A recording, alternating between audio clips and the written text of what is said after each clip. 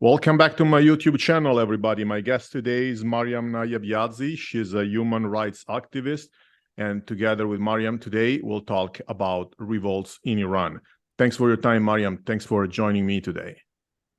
Thank you, Leonardo. It's a pleasure to be here on your podcast. It's an honor to be here. I started my activism for a free Iran. For me, the revolution started in summer 2009. That's when I started my activism. And I started it by starting a translation blog called Persian to English, because at that time, the amount of information on Iran coming out about the street protests was very scarce in the English language, but not only in English, in Italian and German, and many languages. So we started a translation blog, and it was miraculous the amount of volunteers that came together from around the world to stand in solidarity with Iranians. And this was 13 years ago. And we actually had Italian volunteers who would translate to Italian. We had German volunteers, even in Chinese. We even had Chinese citizens from China that started a hashtag in support of the Iranian uprisings at that time. So I've seen a lot in these 13 years. I've seen a lot of different patterns emerge, and I see a lot of the same patterns repeating themselves right now.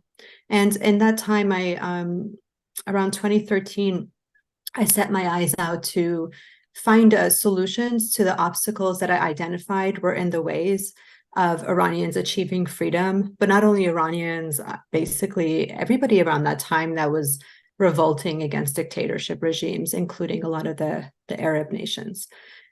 So I started an organization called Seed Operations, and I moved to the USA in 2019 to found it. And it's a nonprofit organization, and we're focused on basically increasing understanding among the global public, root cause understanding, for them to look at human rights issues from a human lens, and basically to shift the narrative with a focus on Iran, from an Islamic Republic-centered narrative to a human-centered narrative. And we see a lot of our work right now get in action with what's happening in the revolution.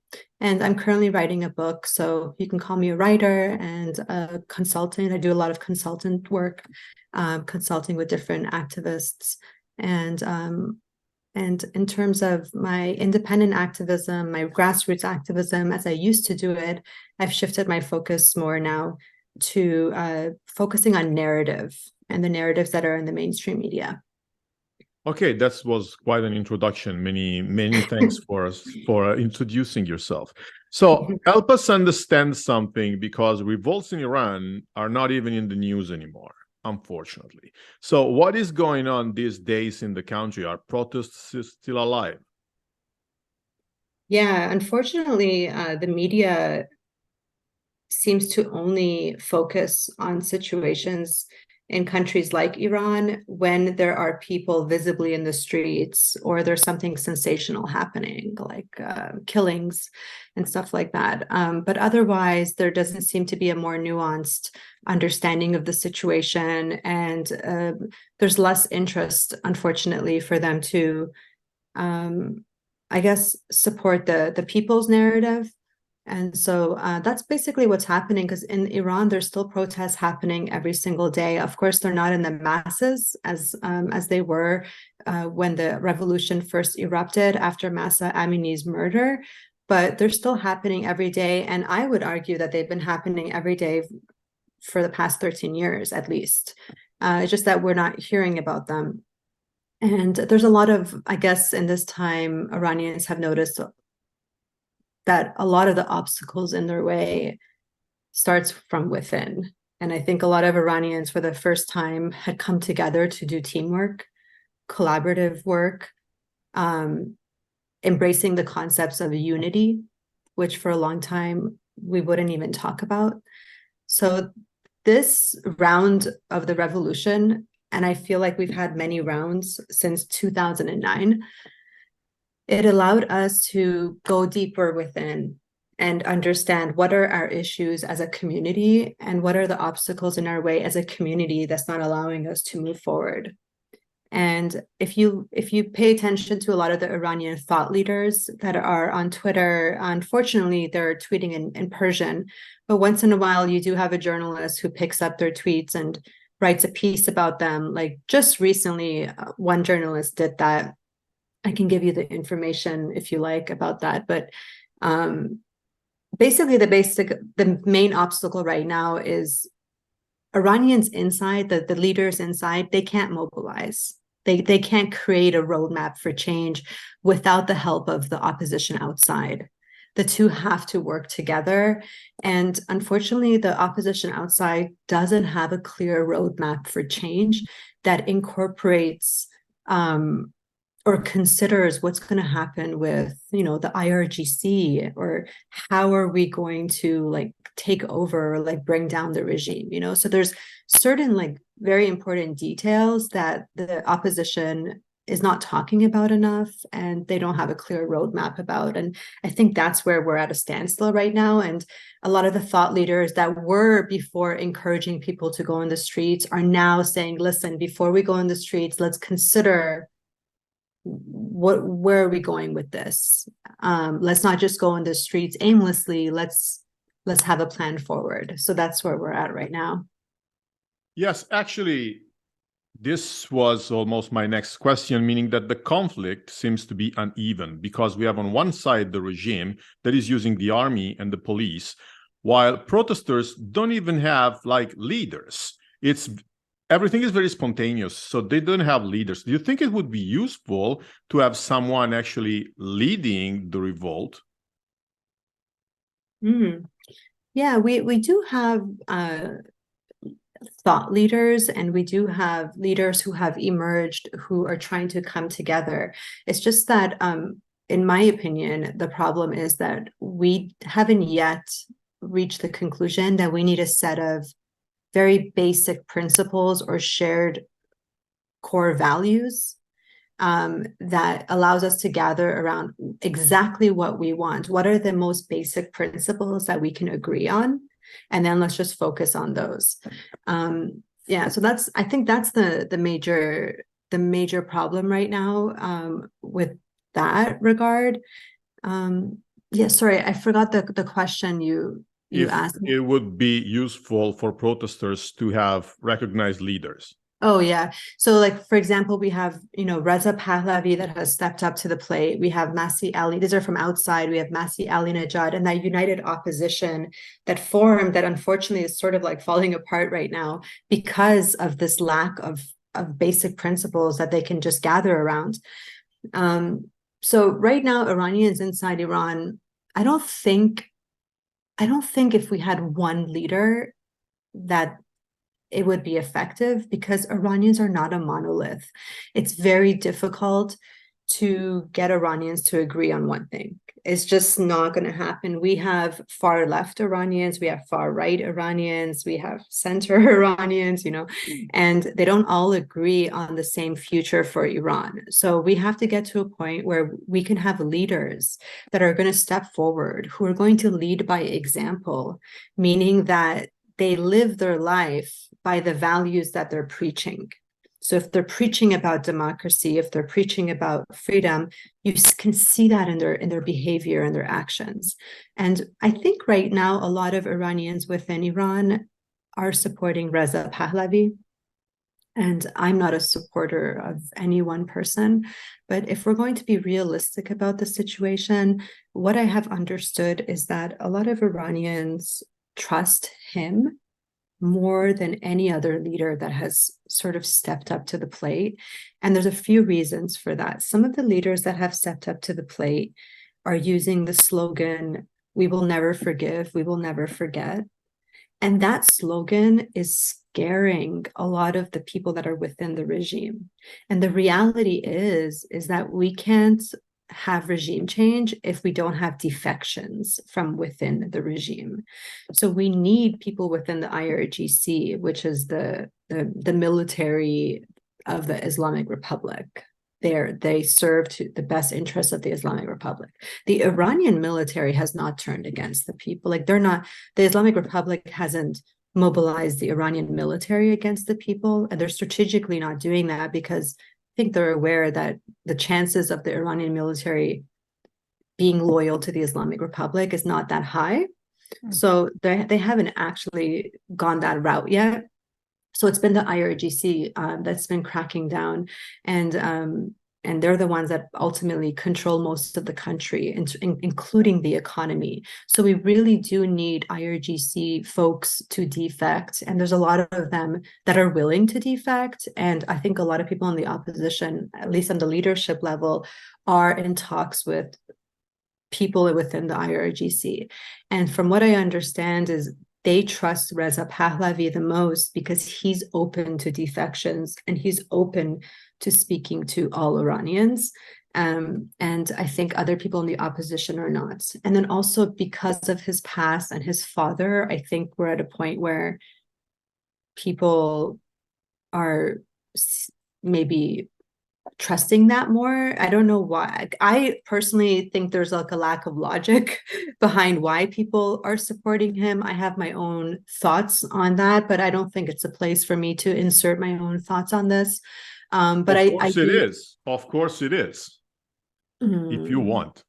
Yeah, well, I understand what you're saying, but I just think like, it's hard to speak for a whole nation, especially a nation of people who, you see, we're not taught, like, Iranians don't have any freedom. They don't have the freedom of thought or speech or expression, mobility, assembly, nothing.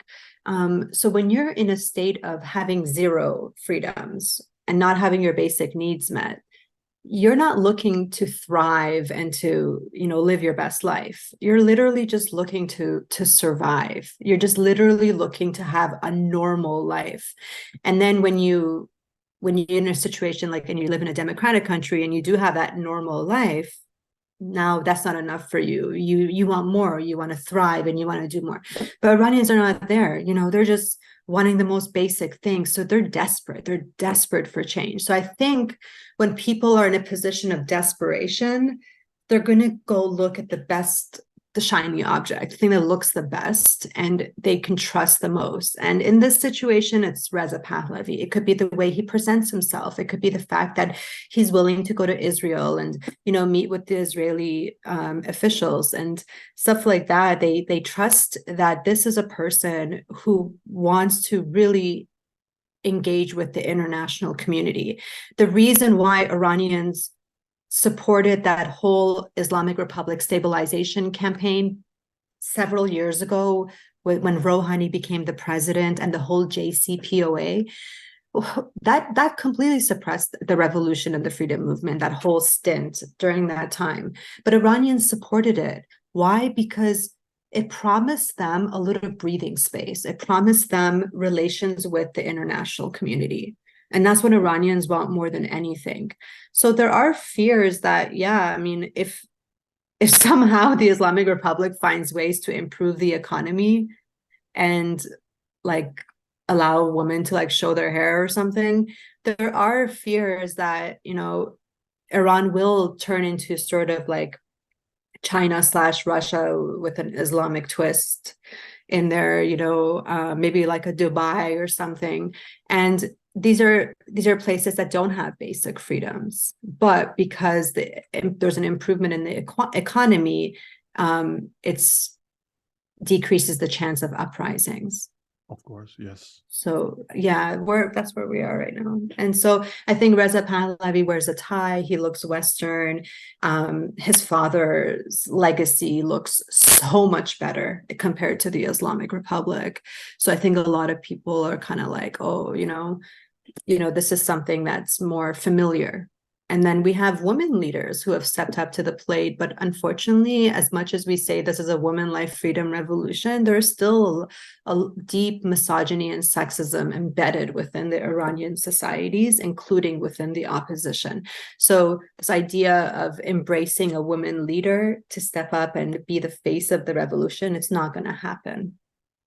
Of course. So help us understand something else. This all revolts started because a girl was killed because she was not wearing her headscarf properly. But in many Islamic countries, ladies are not required to cover their head. So is wearing a hijab required by Islam or isn't it? Well, just a correction, Mahsa Amini, we don't know how she was dressed. And in the Islamic Republic, you could be wearing, there's no such thing as a proper hijab within the Islamic Republic. They can crack down on anybody at any time for any reason. So they can make an excuse for cracking down. So the pretext about like why she got assaulted and killed is just, I don't believe in even talking about that because it's ridiculous. But speaking about Islam, I also think it's a little ridiculous because, Islam, just like any other religion, you're going to have different sects of Islam. So right now we live in a world where we can visibly see Muslims around the world who don't wear hijab. And so that should be enough for us to understand that, yes, there are definitely sects within Islam of groups who believe that women should wear a head covering. But there's many Muslims who say that's not even in the Quran, it's not a requirement. And so I think it's absolutely ridiculous to live in a world where the international community accepts a government to represent an entire religion and then rule an entire nation. We're talking about 80 million people under the guise of religion. So I think it's ridiculous for any government to be able to do that when the religious laws or regulations violate our most basic freedoms, our most basic human rights. So right now we live in a world that doesn't have a universal standard. Like we don't prioritize basic freedoms over all else. So we say, okay, we allow religious freedom, even if your religious freedom violates basic freedoms and basic human rights. That contradicts each other. So that's the world we live in right now. Islamic Republic, no government should be able to rule in the name of religion. And my family comes from a Muslim background. There's many families that come from Muslim backgrounds and who don't believe in hijab. They don't wear hijab. Well, in recent months, it happened numerous times that groups of girls were poisoned to prevent them from going to school. But how can something that crazy happen? I mean, what's wrong with girls going to school for the Iranian regime? Well, in my analysis, I don't think it's about girls going to school. Well, those girls, I think from what I understand, a lot of the schools that were targeted contained girls who participated in the protests, or they were in areas where there were heavy protests. And so what I believe is happening is the Islamic Republic or groups associated with the Islamic Republic are poisoning these schoolgirls in order to inflict fear onto Iranians. The fear game is all that Islamic Republic knows. To inflict fear, to send, because they're not claiming responsibility. They're acting like it's some other extremist group, even more extreme than the Islamic Republic that's doing it.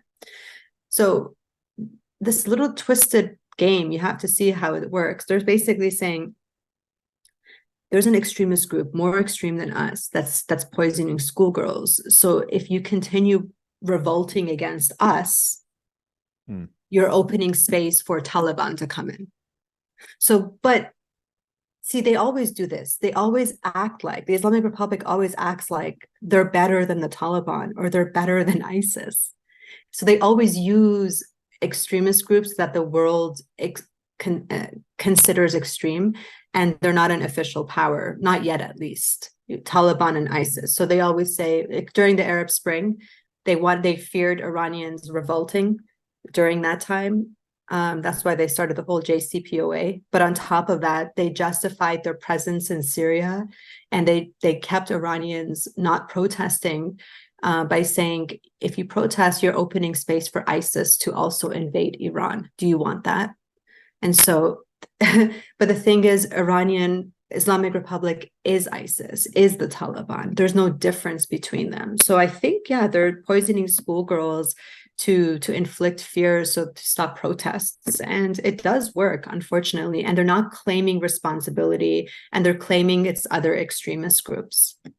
Okay, there's one thing I personally don't understand here, because if these girls were poisoned to stop them or on their way to school. It means that actually girls are allowed to go to school in Iran. So this doesn't add up with the fact that the regime does not want them to study. This is something I personally don't understand. No, it's not that the regime doesn't want them to study. They're trying to spread fear that if they continue protesting, they're opening space for even in a more extreme environment to occur where girls can't go to school, because the Taliban just banned girls from school. So they're acting like the Taliban or an extremist group like Taliban is poisoning them because they're trying to change the environment in Iran to even become worse than it is right now. So the Islamic Republic has always relied on this notion that, yes, it's bad right now. It's like an abusive spouse type of a mentality. Like, it's bad right now, but I'm going to make it a little bit better. And you should be grateful that now it's a little bit better.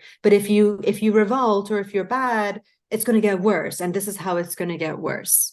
So this is like the situation they're creating. I don't think it's about girls. I don't think it's about girls' education. It's about creating a fear that it could get worse. It's like almost like a threat in a very diabolical way. Well, still talking about school, how good are schools in Iran? How good is the level of education a person can get in Iran? Yeah, so I think education is pretty good in Iran, but a lot of authoritarian states rely on this illusion that, or this correlation that education, high education or high literacy rates, is correlated with a prosperous society, and it's not necessarily the case. So you can have a really high education, but if there's no jobs, if you have a corrupt economy, if the IRGC is controlling over 75% of the economy, even more, and you don't have the freedom of mobility or the freedom of assembly, what good is an education? What are you going to do? Iran has one of the highest rates of brain drain in any country. Yeah, high education, but you can't create a life in Iran with that education. Okay. Generally speaking, how would you compare the condition of women in Iran to other countries that you mentioned, such as Afghanistan, Syria, or all the adjacent countries? Yeah, I definitely don't believe in comparing the situation of women in any country to the situation of women in another country that also lacks freedom. I think we need to have a minimum standard that we're using to assess any country.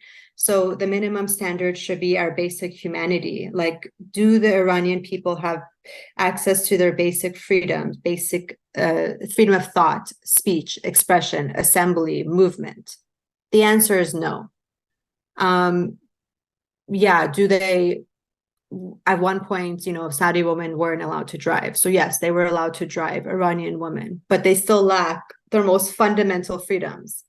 So what does driving do when you can't think for yourself, when you can't speak for yourself, when you can't express yourself? So this idea that, it's a little bit better, so it's okay, is not okay. We cannot have that mentality. We have to have a basic standard of how we look at everything. So this will allow us to not get trapped in these dictator games. So when a dictator says, this is my religious freedom, and human rights are Western construct, and my religious freedom says women can get married at the age of 9, the international community must say, no, that's a human rights violation, because we have universal human rights. They're not Western. And a 9-year-old is a child, and they shouldn't be allowed to get married. So there's certain things like that. Like, we have to have basic standards for all human beings, no matter what country they live in. But we live in a world that we're not even there yet. Like, this sounds like such a simple thing, but we're not even there yet as a collective international community. Okay, then let me ask the other side of the coin. Do you think these protests can spark to other countries in a sort of new Arab Spring? Maybe this can also spark revolts in Afghanistan, Syria, or other countries. Yeah, absolutely. I mean, in 2009, when the protests, the uprisings occurred in Iran, it was 2 years after that when the Arab Spring erupted. And not only the Arab Spring, also Occupy protests in the US and in other countries around the world. And so we can say that these are isolated cases, but I don't believe it is. Of course, we are always inspired by each other, especially in the internet age. So, of course, Iranians have always been inspiring. They've always been pioneers. And so they're naturally going to inspire others because they're seeing it, and people are standing up for themselves more now. I see Afghan women using slogans very similar to the slogans that were in Iran after the Taliban banned them from education recently, completely. They were in the streets and they had very similar chant. I think it was women, life, work, freedom, or something, a variation of the one used in Iran, but more specific to their issues. And I think it's going to spread. Of course, it's going to spread, but I know you wanted to talk about this as well. I'll just get into it a little bit. But we do have lobby groups associated with these dictators, or who are out there working for the best interests of sustaining dictatorships, working very hard behind the scenes, I would say since 2017, doing this project of trying to unite the dictators. So there is a chance, like if these lobby groups succeed, that we can get to a future where the revolution is suppressed because Saudi regime and the Islamic Republic and all the other dictators in the region decide to unite, decide to have relations with each other. And we see that right now happening. There's all these talks happening. And so if that happens and they can improve the economy, unfortunately, that might be able to suppress the revolts, the revolution. And it might suppress it in other countries as well. Because at the end of the day, as I said, when you're desperate, you just want to be able to afford bread and just have a normal life. But eventually, once you have that, it's not going to be enough. So there's only so much you can keep the lid on this. But if they succeed with the stabilization project, it's just going to prolong how long it takes to get rid of dictators. But it's only inevitable that they're going to eventually fall.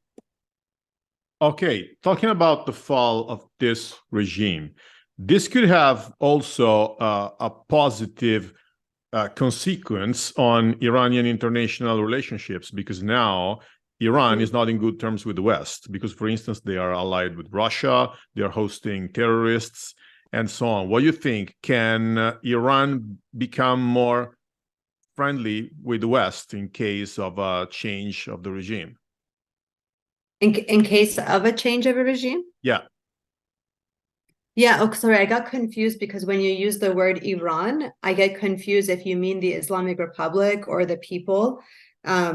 So yeah, you meant like, because there is a difference, because the Islamic Republic, the whole idea of the revolution and the freedom movement is to say that the Islamic Republic doesn't represent the best interests of Iran or the Iranian people.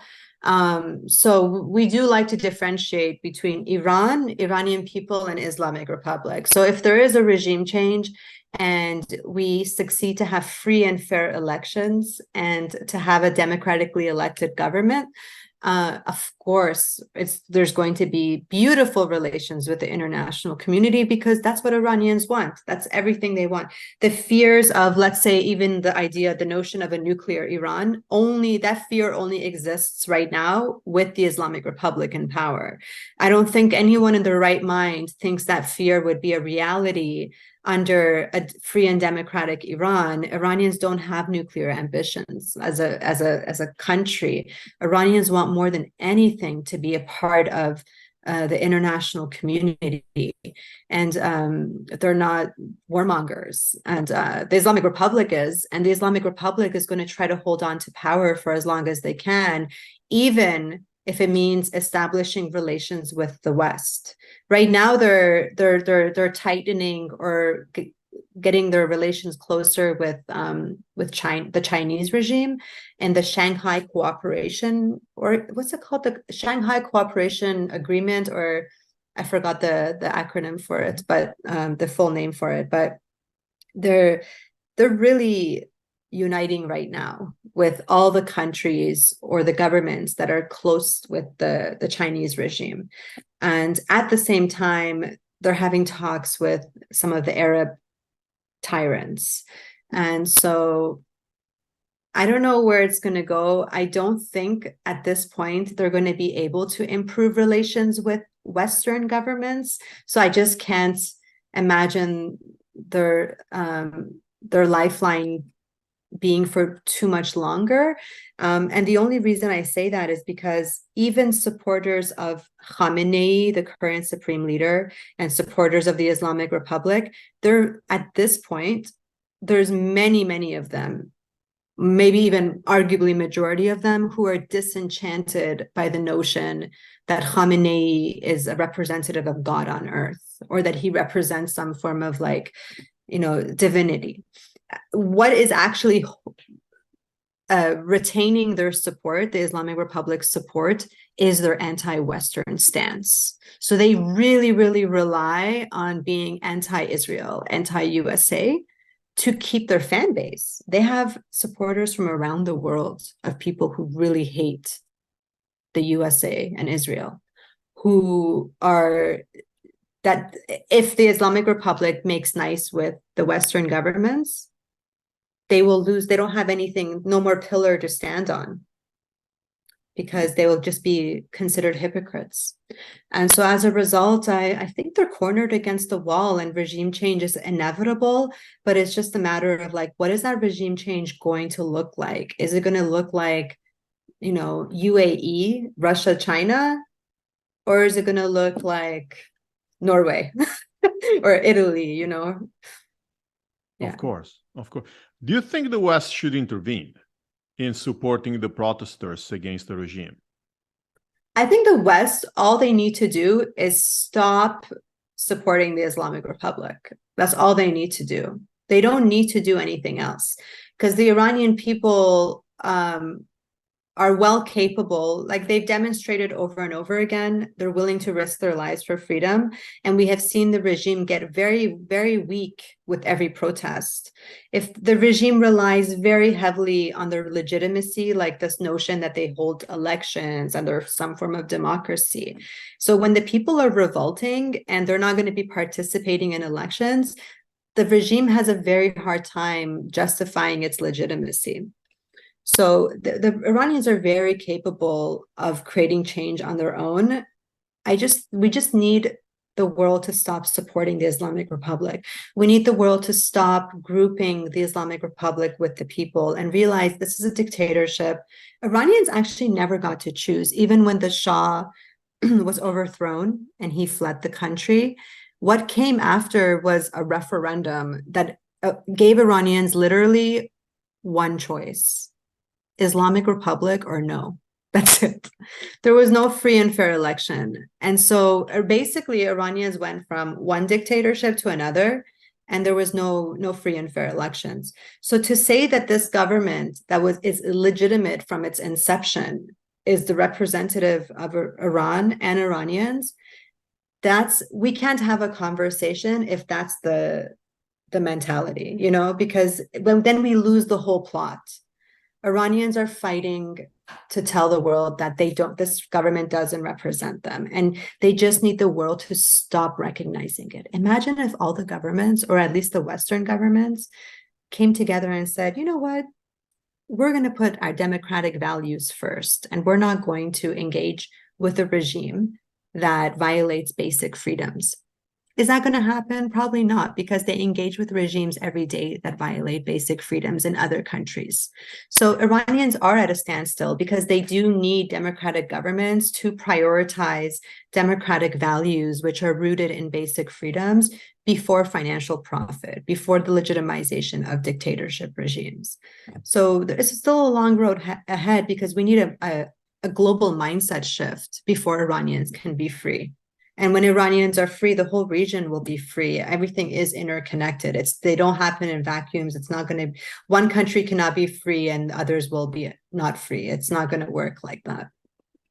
We just have to create a world where we no longer have an appetite for governments that violate basic freedoms of their people. Like we can't have like the Norwegian government or the Swedish government claiming that they care for human rights and feminism and blah, blah, blah, blah, when they are the largest arms dealer, to the Saudi regime, a gender apartheid state. So we just need to have standards and realize that appeasing abusers doesn't create change. It just prolongs the lifeline of abuse. Well, Maryam, many thanks for your time again and for accepting my proposal. I think that your explanations were very clear and useful for everybody. So thanks again for accepting my proposal and for being with us today. Thank you so much. Can I just add one more point that I got to say? Feel free. Regarding the Islam point about the mandatory hijab, mandatory hijab, the roots of it is not Islam, it's power and control. A lot of it's a gender violence. Anything that's forced on you is rooted in power and control. So is female genital mutilation, child marriage, mandatory hijab, domestic abuse. These are all rooted in power and control. And so we just need to get to the root of the issues rather than looking at the surface. And when we look at issues on the surface, we tend to intellectualize violence. We tend to have debates that intellectualize violence that actually allows these violence to grow and to sustain themselves. Many thanks for adding this. Thank you. Because I think that this, well, feel free. You are my interviewee, so you know better than me what is important and what is not. So many thanks for adding this. Thank you so much. You're very welcome. And this makes a lot of sense. Thanks for listening, Leonardo. I appreciate your time and the ability to talk freely. Thank you. Thanks a lot. Thanks everybody else for watching this, and see you all next time. Bye-bye.